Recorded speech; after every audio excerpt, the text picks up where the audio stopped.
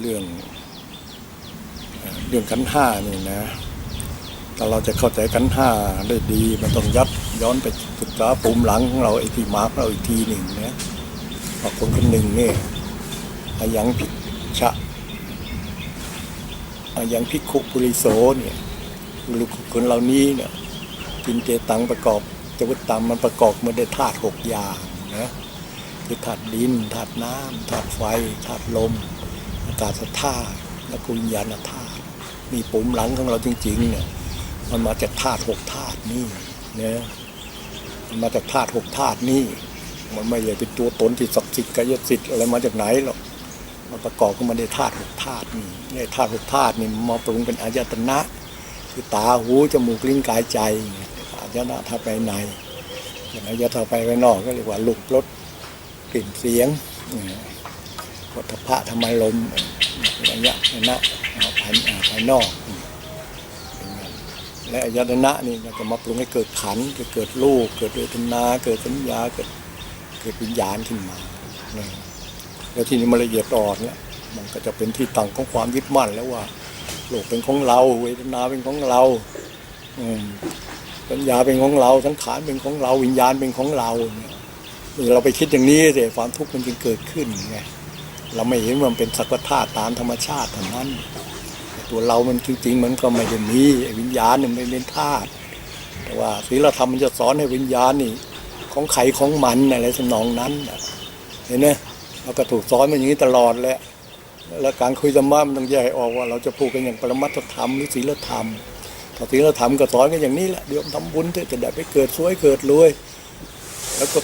วก็มีปัญหาทางนี้ตลอดแล้วไปเกิดจริงหรือเปล่าไปเกิดยังไงอะไรยังไงนี่นะ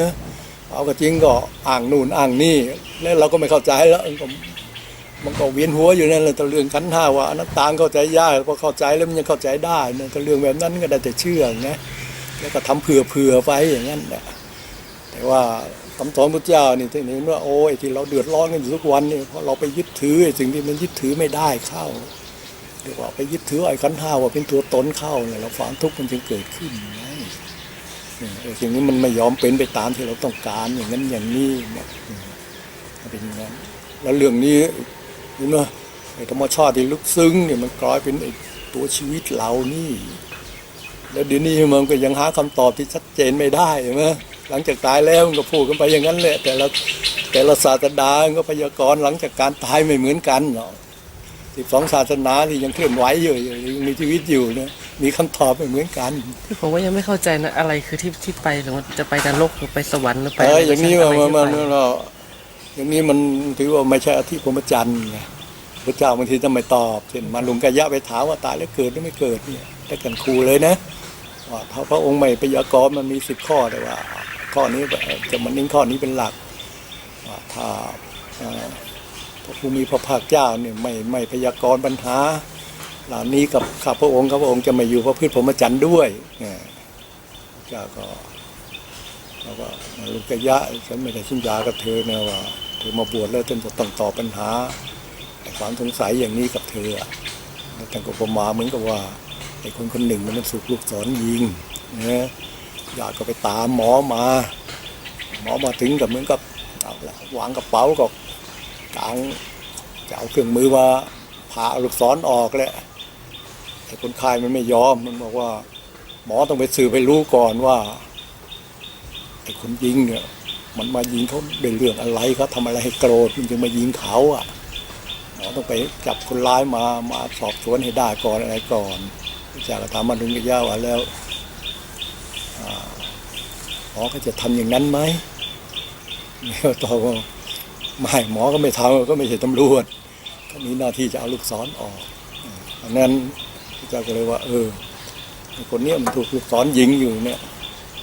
แต่หมอมาแล้วเนี่ยเอาลูกศรออกก่อนดีกว่าและไอ้คนยิงเนี่ยจะรู้ก็ได้ไม่รู้ก็ได้เพราะไอ้ความสำคัญอยู่ที่ชีวิตของเราเนี่ยหรือว่าทำไมยอมให้พาลูกศรออกหมอไปซื้อมันก็ตายก่อนแล้วมันก็ไม่รู้ได้หรอกเพราะเราตายไปก่อนแล้วเหมือนกันเนี่ยเหมือนกันเราถามเนี่ยตายแล้วเกิดหรือไม่เกิดนะบางทีมันเสียเวลาไงมันแล้วก็กว่าจะตอบได้หรือว่าจะเข้าใจได้แล้วได้เราก็ ไอ้ปัญหารีบด่วนมันก็ลูกศรคือความทุกข์ที่มันกำลังเสียดแทงหัวใจเราอยู่เนี่ยมันเป็นเรื่องรีบด่วนไงต้องดับความทุกข์ให้ได้ซะก่อนพอดับทุกข์ได้แล้วเนี่ยมันก็เหมือนกับไอ้เรื่องนั้นรู้ก็ได้ไม่รู้ก็ได้มันไม่ใช่เรื่องนั่นเนี่ยแต่เดี๋ยวนี้ว่าคนชาวพุทธนะบางข้อเกิดแล้วไปเกิดยังไงอะไรยังไงมึงบอกก็ยอมรับบางผมก็โง่เงินไม่รู้จะตอบยังไงเหมือนกันผมก็พูดไปตามตำราที่ว่าอะไรอย่างนั้นแหละแต่ว่าถามว่าเข้าใจไหมคนฟังก็ไม่เข้าใจคนตอบก็ตอบถามว่าตายแล้วไปสวรรค์เราอยู่ตรงนี้เรารู้ว่าพิกัดของสวรรค์ไกลจากที่นี่เท่าไหร่แล้วก็ตอบไม่ได้ก็แต่เพียงแต่พูดว่าถ้าสวรรค์แล้วมันเป็นความสุขกันแล้วตอนนรกมันก็อยู่ใต้ดินนั่นแหละลึกแค่ไหนก็วัดไม่ได้เหมือนกันเป็นงั้นสวรรค์มันก็ก็คิดว่ามันก็ลอยอยู่ในอากาศก็สมัยก่อนก็จินตนาการไงมันไม่ได้พิสูจน์แต่ชัดเจนเหมือนเดี๋ยวนี้มันเป็นอย่างงี้เรื่องนี้ใครจะเชื่อยังไงก็ได้จะเชื่อก็ได้ไม่เชื่อก็ได้แต่แน่ๆว่าเดี๋ยวนี้ราคะโทสะที่มีอยู่ในเราเนี่ยเราจะละมันได้ยังไงเอาตรงนี้ดีกว่าแล้วสบายใจด้วยเหมือนมันจะไปเกิดยังไงตรงนั้นไม่ต้องไปสนใจหรอกมันไม่ต้องไปสนใจแต่ว่าถ้าเราพยายามละราคะโทสะอยู่อะไรอยู่เนี่ยจิตเราก็เป็นกุศลแล้วถ้าไปมันเกิดถ้ามีการเกิดก็เกิดดีแหละแต่ว่าถ้ามันไม่มีเราก็ดำเนินชีวิตอยู่อย่างมีความสุขยังไงถ้าตาจะไปเกิดยังไงล่ะมันก็เขาก็ต่อกันมาในลัทธิพราหมณ์มันก็ต่อกันมาอย่างนี้แหละแล้วก็เราก็เอามันก็หลอกเลียนแบบมาตอบกันอะไรกันอย่างนั้นแหละยันนี้พอถึงว่างงว่าไม่ได้สนใจเรื่องแบบนี้ยังไงไม่รู้ว่าวันนี้ทำยังไงจึงจะไม่ทุกข์วันนี้พรุ่งนี้ทำไงจึงจะไม่ทุกข์หรือทุกข์น้อยอะไรต่างๆนั้นเนี่ยนี่เราเป็นหน้าที่พรหมจรรย์แหละนะที่พรหมจรรย์แต่ว่าเรื่องแบบนั้นก็เหมือนกับที่เราไปสอนกันไงคนทำบุญเถอะจะตายไม่ได้เกิดทุกเราไปไล่เบี้ยกันก็จริงๆแต่ก็ตอบไม่ได้หรอกนะเป็นอย่างนั้นงั้นมันเรื่องที่ว่าแล้วก็เราดูที่เหตุเราดูที่ถ้าเราประกอบเหตุดีผลก็ออกมาดีนั่นแหละเป็นอย่างนั้นแล้วก็ประกอบเหตุดีผลก็ออกมาดีความทุกข์ก็ไม่เกิดขึ้นกับเราถึงหลังจากตายแล้วเนี่ยถามก็พูดกันไปงั้นไม่มีใครตอบได้มันไม่เป็นสันทิฏฐิโกงมันพิสูจน์ไม่ได้ไม่ได้อะไรอย่างนั้นและเรื่องนรกสวรรค์เขาก็พูดกันมาทุกศาสนานั่นแหละเพราะมันเป็นไอ้วิธีอุบายวิธีที่ว่าจะสอนให้คนเว้นชั่วแล้วก็ทำดีไงวิธีการเอานรกมาขู่สวรรค์มาล่อมันก็ง่ายดี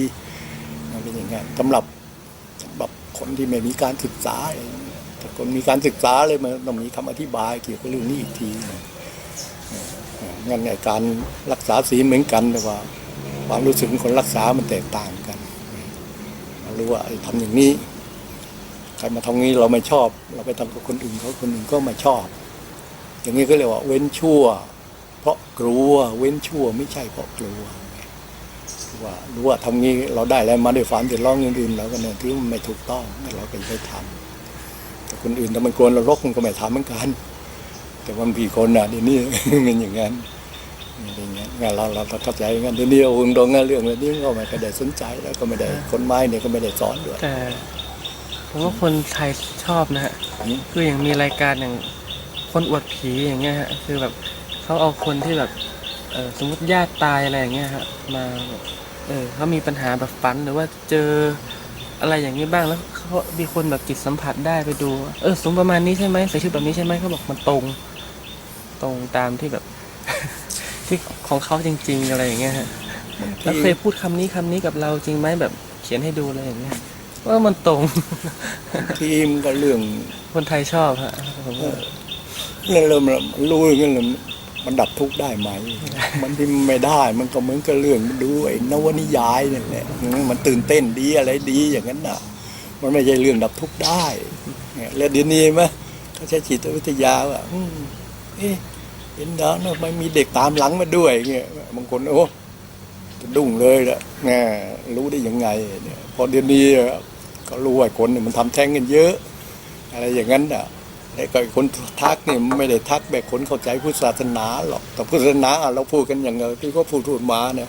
มันเป็นโอปปาติกะหลงมันเป็นหนุ่มเป็นสาวเลยพ อหมดบุญก็เหงื่อจะกระแลไหลก็เดี๋ยวว่าไม่แก่หมดบุญก็จุติพอ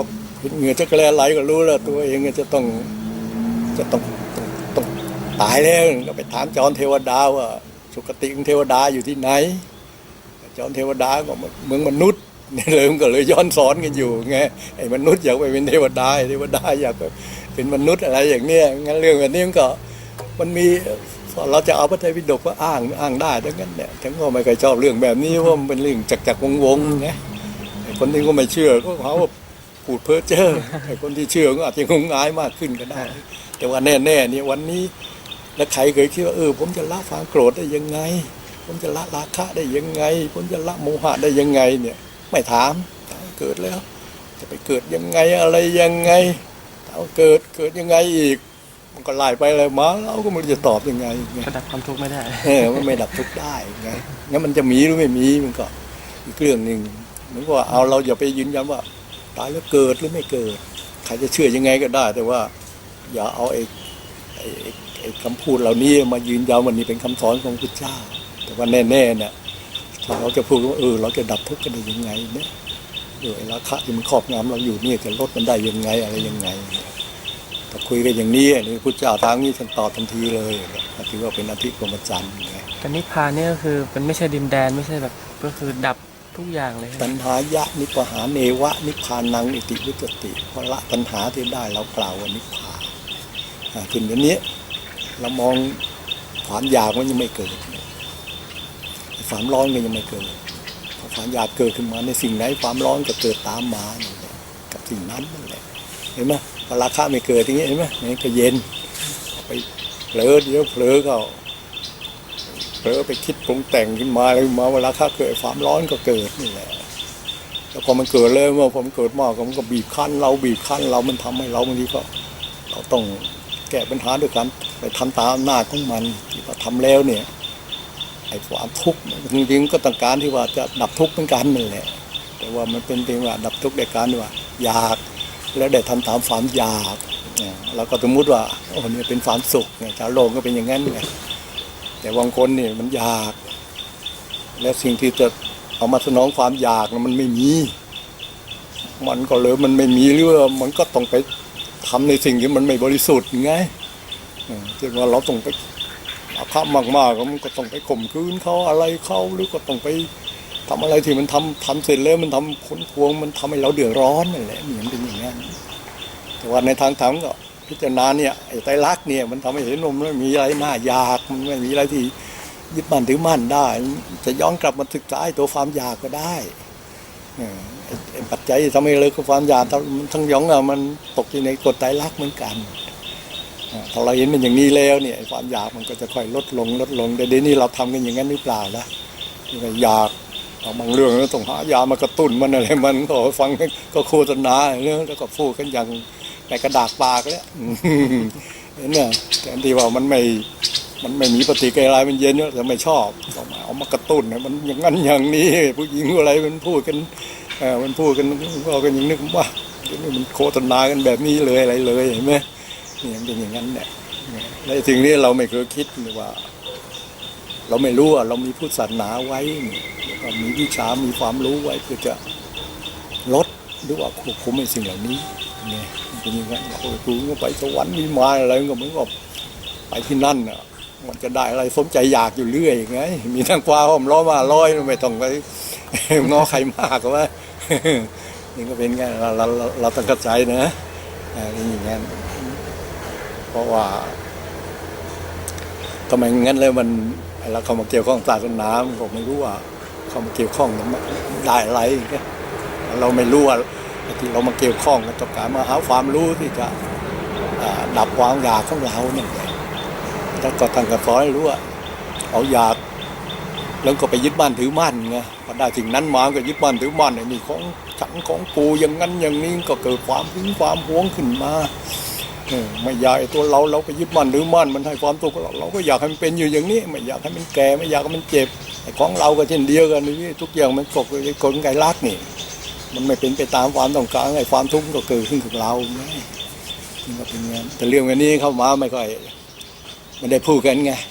เข้ามาก็พระก็ บางทีทางวัดก็เอาคิดว่าโยมไม่สนใจเรื่องนี้ก็พูดเรื่องเอาทำเกิดสวยเกิดรวยอะไรก็ว่ากันไปอย่างนั้นว่ากันไปกันบางคนนึกว่าโอ้โหไปเที่ยวกับคณะแม่ก็ทำบุญเหลือเกินทำไมยิ่งแก่ยิ่งเครียดยิ่งกลัวยิ่งวิตกกังวลหนึ่งไงพอพวกนี้ทำบุญกันอย่างที่ว่าแล้วขอให้นิพพานปัจจโยโหตุเมื่อไรก็ไม่รู้อย่างเงี้ยไม่งั้น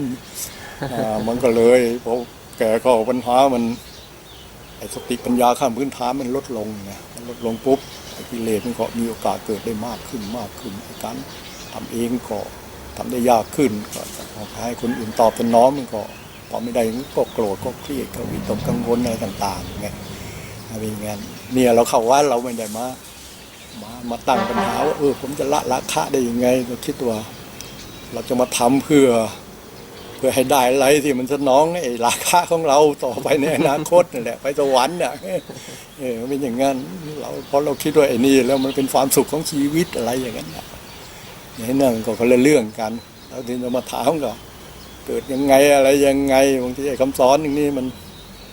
ก็พูดให้โยมพอใจก็ได้มันไม่ใช่เข้าใจหรอกเพราะว่าคนพูดก็อาจจะได้ค่าตอบแทนอะไรจากการพูดโยมก็พอใจอะไรจำนองนั้นแต่ว่าเรื่องแบบนี้เราเองบางทีเราก็ไม่ได้คิดว่าไอ้ปัญหานี้ที่ความทุกข์ไอ้ความร้อนที่มันเกิดกับชีวิตเราอยู่ทุกวันนี่มันร้อนจากราคะร้อนจากโทสะร้อนจากโมหะเราเย็นไม่ได้นิพพานไม่ได้ก็เพราะว่าเราไม่เคยที่จะคิดจะละไอ้สิ่งเหล่านี้ไงคิดจะละสิ่งนี้เราคิดว่าเราทำยังไงเราจึงจะได้ไอ้สิ่งที่เราอยากเลยก็ถึงบัญญัติไว้ว่ากิเลส1,500ตัณหา108มากมายจำไม่ไหวหรอกเนี่ยเป็นงานนี่เราต้องเข้าใจนะงั้นเรากันแนวต้นโมกยังไม่เอาไอ้เรื่องแบบนี้มาพูดคนพูดอาจจะได้ประโยชน์คนฟังก็ได้ความพอใจแต่ว่ามันไม่มีอะไรการันตีว่ามันจริงหรือเปล่าถ้าพิสูจน์จากทำบุญมาเรื่อยแต่ว่า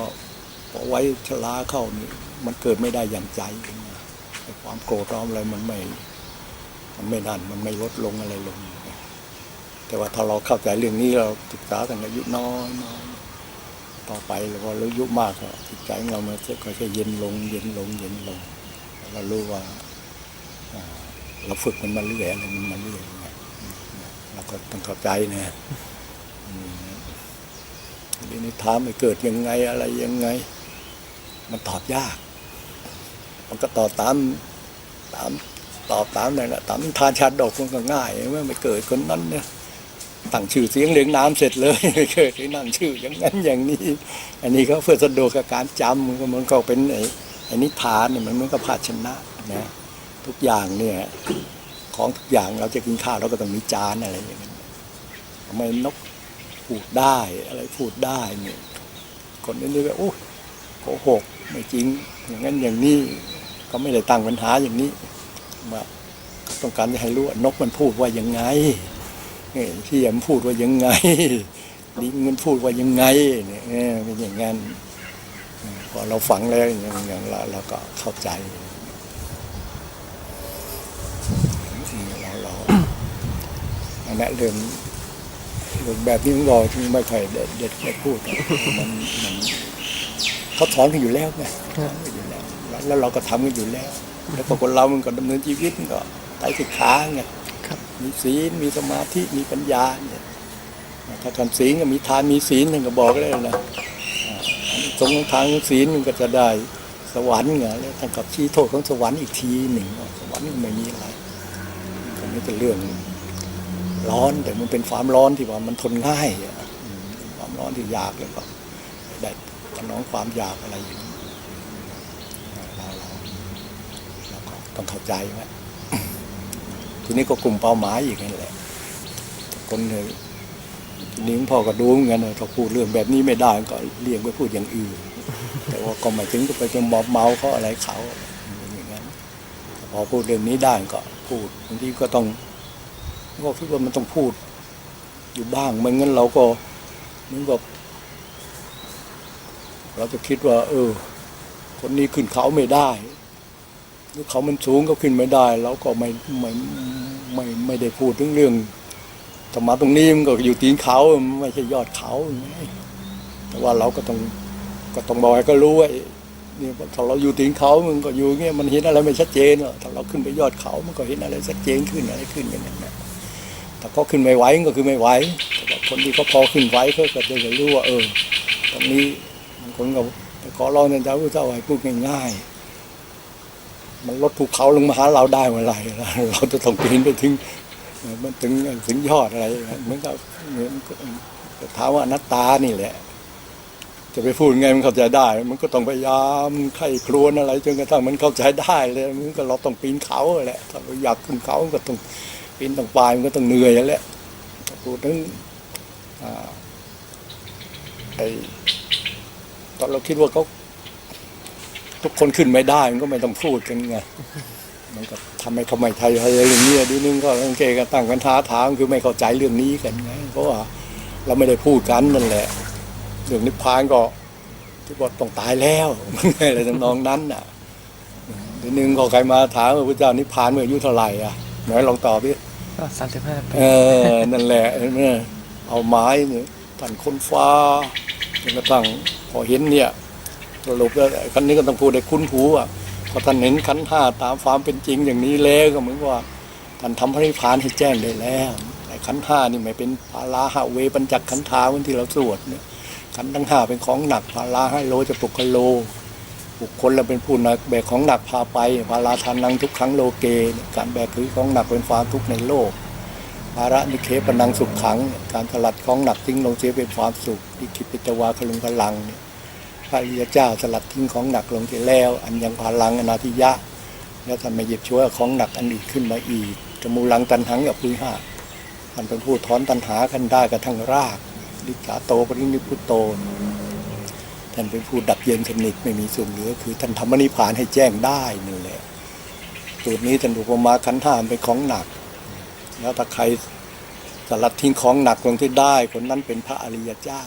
พระเจ้าคือใครก็คือบุคคลที่สามารถทำให้ชีวิตให้เบาได้นี่แหละเป็นอย่างนั้นงั้นหลักสูตรที่จะทำให้ปุถุชนเป็นพระอริยเจ้ามันก็อยู่ที่ตัวเรานี่ถ้าเราเข็นขันธ์ห้าตามความเป็นจริงได้ก็เหมือนกับเราสลัดทิ้งของหนักลงได้นี่แหละทีนี้ชีวิตมันจะเป็นชีวิตที่เย็นงั้นทุกคนมีหลักสูตรนี้อยู่แล้วไงไม่ต้องไปหาที่ไหนนี่แต่ว่าเราจะเห็นได้เร็วได้ช้าก็ขึ้นอยู่กับสติปัญญาของเราถ้าปัญญาดีมันก็เห็นเร็วปัญญาทึบมันก็เห็นช้าแต่ว่าถ้าจะเป็นพระอริยเจ้าคือเป็นบุคคลที่ไม่มีความทุกข์มันต้องรู้เรื่องนี้เหมือนกันไปรู้เรื่องอื่นไม่ได้หรอกเหมือนกับคนจะสร้างบ้านสักหลังนี่มันต้องตั้งเสาก่อนนั่นแหละถ้าตั้งเสาขึ้นมาไม่ได้มันเป็นบ้านขึ้นมาไม่ได้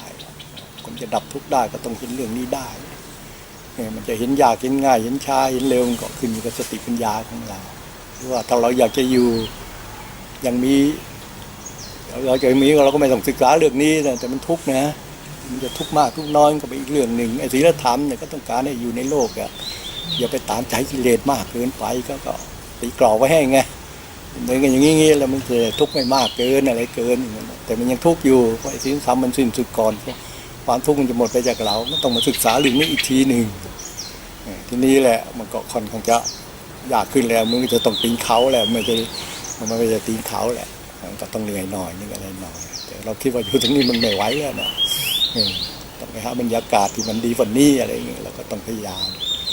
ต้องเข้าใจเรื่องนี้แล้วทีนี้เราก็สังเกตว่าเราสนใจเรื่องนี้กี่มากน้อยเวลาอันนี้มันเกิดเราศึกษามองมันเห็นมันในแง่นี้มุมนี้ไหมอะไรไหมราคาเกิดนี่มันร้อนไหมอะไรไหมอย่างเงี้ยหรือว่าเกิดแล้วเราคิดว่าทำไงจึงจะได้มาแต่สิ่งนี้มาสนองอะไรอย่างนี้ก็ลองสังเกตดูทีถ้าเราคิดว่าต้องไปหามาสนองเองเราก็ต้องยอมเรายังโง่กับเรื่องนี้อยู่ก็แล้วกันเนี่ยเราก็จะต้องฝึกฝนอบรมปัญญาเราให้มันมีมากกว่านี้เหมือนกับมันศึกษาสู่วิธีมันก็ไม่ยากเกินหรอกแต่เพียงนี้มันไปป่าต่อแล้วจะไปเกิดเป็นนั่นเป็นนี่อะไรเราก็เรื่องนี้ก็สงสัยคาใจอยู่แล้วไหวเด็กไปถามไปเจอที่เขาเชื่อแบบนี้อะไรแบบนี้เขาก็ตอบตามความเชื่ออะไรแบบนี้เราก็ยังไม่หมดสงสัยอีกอะไรอีกถ้ามาถาม เหมือนพุทธเจ้าไปเอาสูตรแรกๆนั่นแหละยังเป็นคำตอบที่ชัดเจนเห็นไหมท่านไปเจอมันก็คิดว่าอุ้ยตายแล้วเกิดตายแล้วไม่เกิดยังพรหมไม่มีนรกไม่มีทำไมได้พูดอย่างนั้นท่านพูดถึงเรื่องอริยศาสตร์ทุกข์มันคืออะไรคือทุกข์เนี่ยเกิดเป็นทุกข์แก่เป็นทุกข์อะไรอย่างนั้นน่ะทำไมเรียกไปอุ้ยตายแล้วเกิดหรือไม่เกิดหรือว่าตอนไปเจอคนที่มาอยู่ในฐานะที่จะพูดเรื่องที่มันลึกซึ้งอย่างนี้ได้ท่านก็ถ้าไปถามว่าเทวดามีไหมท่านไม่พูดเขาเสียหายหรอกท่านไม่บอกแล้วท่านไม่พูดว่ามีหรือไม่มีท่านจะบอกท่านว่าอยากเป็นเทวดาไหมล่ะถ้าอยากเป็นเทวดาต้องมีหิริมีโอตตัปปะมีสุขธรรมมีธรรมอันขาวทีพรหมมีไหมมันทำไมไปปฏิเสธอยากเป็นพรหมไหมล่ะก็มีเมตตามีกรุณามีมุทิตามีเวขาถ้าเป็นนักปกครองเป็นพระอินทร์ก็ต้องมีธรรมะที่มันต้องมีขันติมีอะไรเพิ่มขึ้นอย่างนั้นแหละเพราะมันในเรื่องนี้เขาพูดกันมาก่อนแล้วไงแต่ว่าถ้าเราจิตใจงี้จิตใจเราเป็นเทวดาแล้วแต่ตายไปเทวดามีก็เกิดเป็นเทวดาถ้าเรามีคุณธรรมนี้อยู่ในใจแล้วพรหมมันมีก็ไปเกิดเป็นพรหมแต่ว่าปัจจุบันนี่เราต้องสร้างขึ้นมาให้มันได้ในใจเพราะว่าจนถึงเรามโนเศรษฐามโนมายาจิตเป็นใหญ่เป็นประธานทุกอย่างมันขึ้นอยู่กับจิตเนี่ยกับตัวมันไม่มีอะไรงั้นงิ่งอ่ะคนพวกนี้ก็จะทำไงไอ้เรื่องที่ว่าไอ้เรื่องจะพูดเรื่องอนัตตาของขันธ์ห้าเขาฟังเขาก็ไม่เข้าใจอะไรเนี่ยแต่ท่านก็อยากเป็นพรหมก็ต้องทานคุณธรรมเหล่านี้เกิดขึ้นมาให้ได้ถ้าอยากได้สวรรค์ก็ต้องมีทานมีศีลอะไรอย่างนั้นเนี่ยอย่างนั้นแล้วก็แต่อย่างนี้มันก็อยู่ร่วมกันได้ไงก็ไม่ขัดแย้งกันอะไรกันแล้วก็พิสูจน์ได้ด้วยแล้วนรกสวรรค์เคยได้ยินว่าที่พระเจ้าตรัสว่าฉะพัตตายตะนิกานามนิเลยานรกที่เป็นไปในการสัมผัสทางอายตนะทั้งหกฉันเห็นแล้วตัทธะยังกินจิจักขุนารูปังปัสสติในนรกนั้นบุคคลเห็นรูปใดๆโดยจักษุอนิจจรูปัญเยวะกันตรูปัญเยวะมนาปรูปัญเยวะปัสสติย่อมเห็นแต่รูปที่ไม่น่ารักไม่น่าใคร่ไม่น่าพอใจทั้งนั้นโนอิทธะรูปังกันตรูปังมนาปรูปังไม่ได้เห็นรูปที่น่ารักน่าใคร่น่าพอใจเลยเรื่องเสียงเรื่องกลิ่นเรื่องรสก็เช่นเดียวกันนั่นแหละพอมันเห็นอะไรแล้วมันร้อนเป็นไฟขึ้นมานั่นมันเป็นนรกที่ว่าพระเจ้าฉันเห็นแล้วสวรรค์ก็เช่นเดียวฉะผัสสายตะนิการนามสักขาสวรรค์ที่เป็นไปในการสัมผัสทางอายตนะทั้งหกฉันเห็นแล้วตัทธะยังกินจิรูปังปัสในสวรรค์นั้นบุคคลเห็นรูปใดๆจะสักษุอิทธะรูปังเยวะกันตรูปังเยวะมนาปรูปังเยวะย่อมเห็นแต่รูปที่น่ารักน่าใคร่น่าพอใจทั้งนั้นโนอิทธะรูปังกันตรูปังมนาไม่เห็นรูปที่ไม่น่ารักไม่น่าใคร่ไม่น่าพอใจเลยนี่คือท่านยืนยันสิ่งที่ท่านเห็นแล้วพิสูจน์ได้ด้วยนะเราบางทีเรามีแฟนนี่เขาไปกับเราเรายิ้มเป็นสวรรค์นะเขาเกิดไปกับคนอื่นเรากลายเป็นนั่นเป็นอารมณ์ทั้งนรกแล้วเห็นมันร้อนเป็นไฟขึ้นมาอย่างนี้พิสูจน์ได้ไหมเป็นนรกใต้ดินสวรรค์บนฟ้าเขาพูดกันมาดึกดำบรรพ์แล้วหลายพันปีตั้งแต่ยุคยิวเนี่ย8,000 ปีนี่ก็พูดมาแล้วแต่พิสูจน์ไม่ได้หรอกแต่ถ้ามันใต้ดินมันลึกแค่ไหนเจาะไปก็ไปเจอน้ำมันไม่เจอสัตว์นรกสักตัวนึงเลยเครื่องบินในอากาศไม่เจอเทวดาสักฝูงนี่ก็เป็นอย่างนั้นเนี่ยที่นุ่งก็สงสัยเลยยังไงกันแน่อะไรอย่างนั้นงั้นเหมือนจะเรื่องนี้เราก็ตัดออกไปได้เราเอาคำสอนท่านมาดำเนินชีวิตให้มีความสุขกันแล้วกันแล้วทุกอย่างมันจะเป็นไปตามเหตุตามปัจจัยเป็นตามกรรมตามผลของกรรมถ้าเราทำดี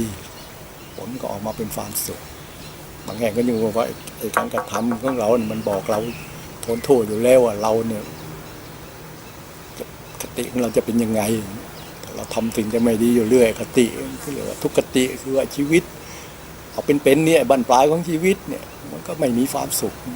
คนได้เงินมาแล้วว่ากินเหล้ามันเล่นการพนันอะไรยิงกรรมกรด้วยเลยไหมพอแก่เข้าเดี๋ยวแล้วทำงานไม่ได้ก็ยิ่งทุกข์มากขึ้นเนี่ยเราก็ต้องเข้าใจอย่างนั้นนะได้เรื่องแบบนี้เราถูกสอนมาตั้งแต่อ่อนแต่ออกนั่นแหละ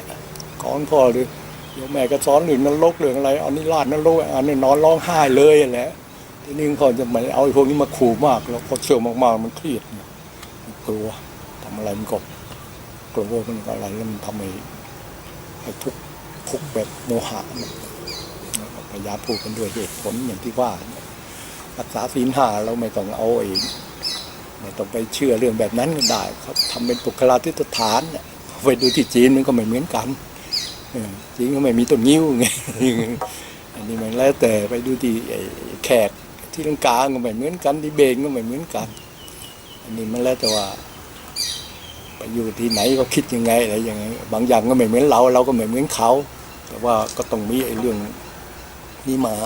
มาขู่กันทั้งนั้นแหละแต่ว่าถ้าเรื่องแบบนี้เนี่ยถ้าเรารักษาศีลโดยปัญญาเนี่ยไม่มีปัญหาเรารักษาได้ดีด้วยเราเดี๋ยวแม้แต่เก็บเงินก็ตกเนี่ยได้ก็ต้องไปคืนเขาเนี่ยถ้าเรารักษาศีลพอกลัวนรกอ่ะเราเก็บได้เราถือมาแล้วเราไม่ได้ขโมยนี่เราอาจจะเอาซะก็ได้ แต่ว่าโดยปัญญาเรารู้สึกว่าเงินจำนวนนี้ก็ที่นี่เก็บได้2,000 20,000ก็ยังไม่รู้เลยก็เหมือนก็บอกว่าพอเดินออกไปแป๊บเดียวก็ติดตามหาอยู่แล้วนะเป็นอย่างนี้มันต้องเหมือนกับว่าไอ้ศีล 5มันต้องอยู่ร่วมกันด้วยความเห็นอกเห็นใจกันอย่าไปประทุษร้ายชีวิตอย่าไปทุจริตทรัพย์สินของคนอื่นอย่าไปทุจริตความรักคนอื่นอย่าไปทุจริตไอ้คนอื่นในทางคำพูดแล้วก็อย่าไปประทุษร้ายไอ้สติธรรมชัญญะของเราด้วยการดื่มน้ำเมาเนี่ย